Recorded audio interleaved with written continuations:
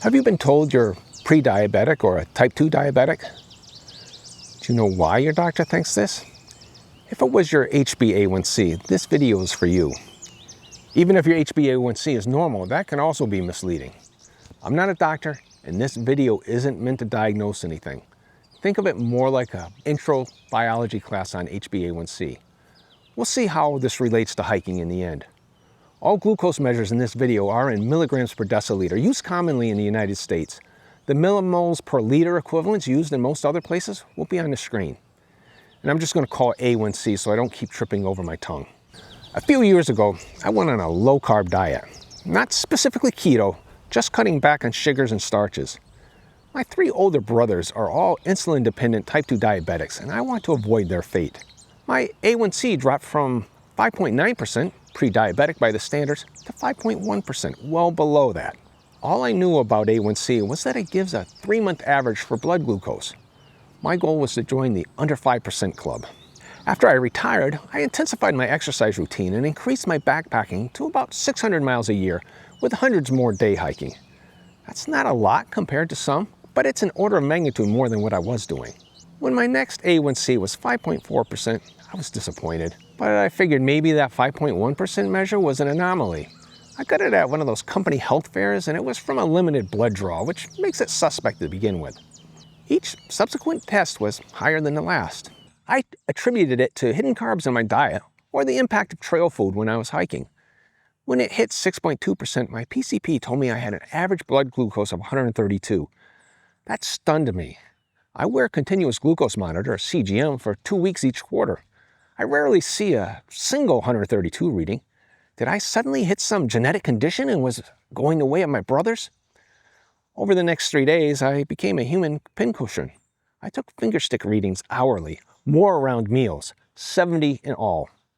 I wasn't getting anything near 132.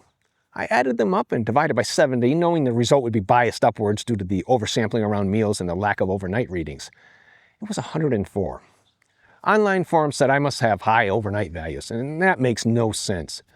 I contacted my preventive medicine doctor, and he prescribed a CGM ahead of schedule. After 2 weeks, my average was its usual 94. Out of 4,229 recorded measurements, only 32 were over 130. 299 measures were in the 70s. There were 43 measures under 70, but CGMs are susceptible to compression lows. These occur when you lie in the sensor in your sleep, causing a false drop followed by a rebound. They can cause false low alarms at night, disrupting sleep and increasing stress. I silence the alarms at night, but I caution any diabetic viewers against doing this without consulting their doctor. I don't use the CGM for treatment decisions, so I'm comfortable with turning them off. Those same forums told me the CGM was missing spikes. That makes no sense either. With over 4,200 measures in 2 weeks, it's not credible that spikes could be systematically missed. With a 5-minute recording interval, the CGM may not save absolute highs and lows, but they'll be close, enough to not skew the results. Any unrecorded highs and lows will mostly cancel out. Here's a histogram of my measures. It's a normal distribution and speaks against any such spikes. A1C tells how much hemoglobin has reacted with glucose over the life of the red blood cells. The higher your blood glucose over time, the higher the percentage of glycated hemoglobin. A1C is a consequence of glucose exposure. It's not the glucose itself. Formulas estimate average glucose from A1C, like this one from the ADAG study. But A1C isn't determined by glucose alone. Red blood cell lifespan affects how much hemoglobin becomes glycated. Longer-lived cells tend to lead to higher A1C for the same level of exposure. Individual differences in glycation rates also affect results. The formula gives an estimate, not an exact value. Standard lab tests don't measure red blood cell lifespan or glycation rates, so the formula assumes they're roughly the same for everyone. It was derived empirically from a data set of 507 subjects with known average glucose and A1C, using a best fit formula. In this diagram, you can see the subjects scattered around the yellow line representing that formula. It isn't derived from detailed biology, it's purely a population observation. Online tables and calculators lead us to believe that A1C of X means our average glucose is exactly Y, without telling us about this wide range. There's a fundamental problem with how popular culture treats A1C. It has been reified. That's treating something abstract as a real thing. The reification here is that high A1C is the disease. We see it in the United States in television ads with dancing ladies singing about their A1C. The thought is so pervasive that in an AARP magazine quiz about biological age, for the question, do you have prediabetes or diabetes? These 5 answers were listed. Note answer D. No, my hba1c is in the normal range. That's a direct reification of A1C as diabetes status. Prediabetes is defined by many sources as an A1C between 5.7% and 6.5%. Higher is diabetes. That's backwards. The criteria, somewhat simplified, should be based on actual blood glucose, not what A1C estimates.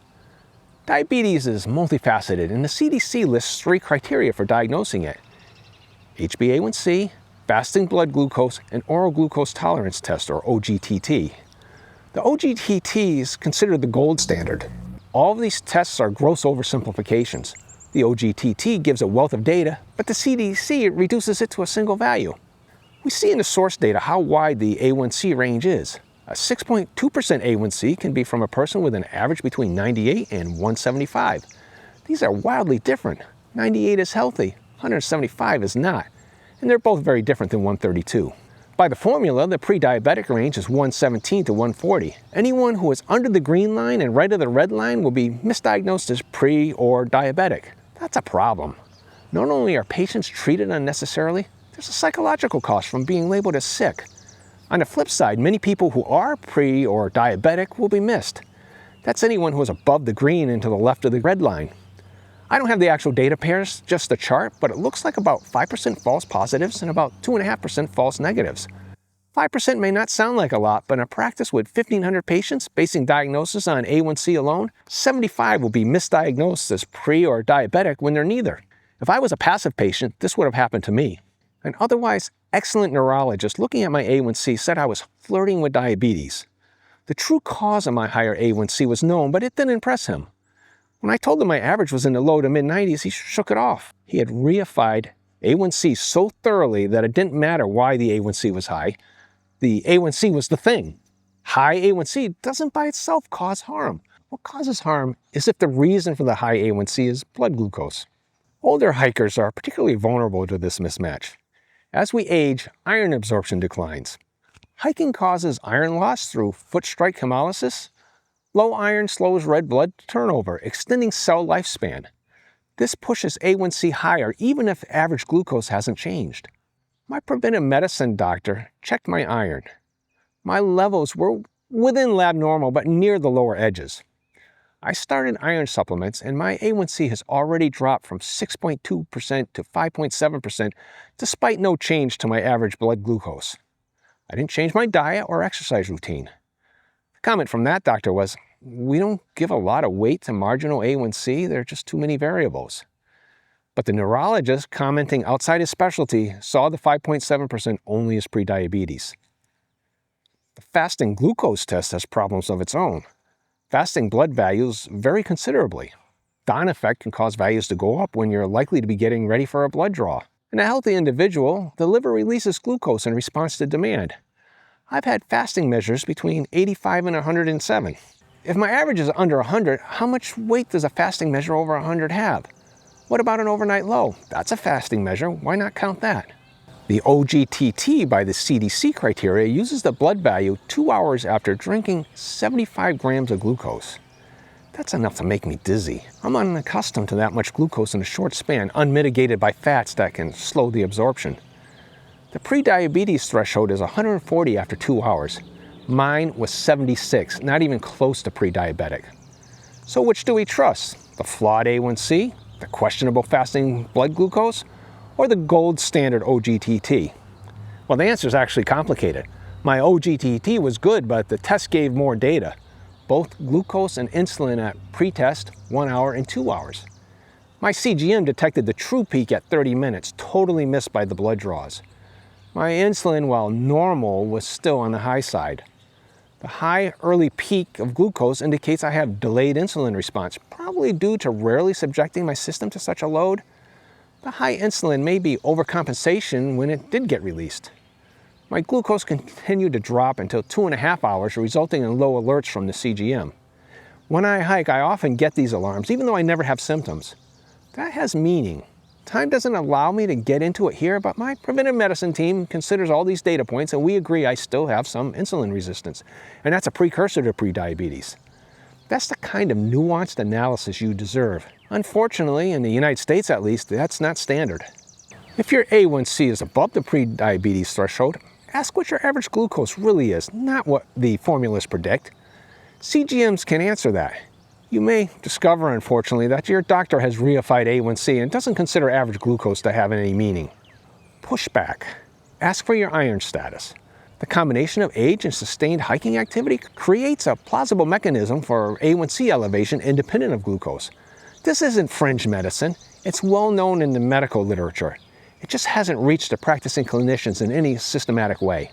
If your direct glucose measurements are inconsistent with your A1C, that discordance is itself clinically meaningful and worth investigating, not dismissing. But please don't fall into the trap of saying your A1C is wrong or falsely high. There's nothing wrong with the hba1c test itself. What is wrong is how it is used to definitively diagnose diabetes. A1C is a population-level screening tool that MIC Medicine has promoted to an individual diagnostic standard that it can't support.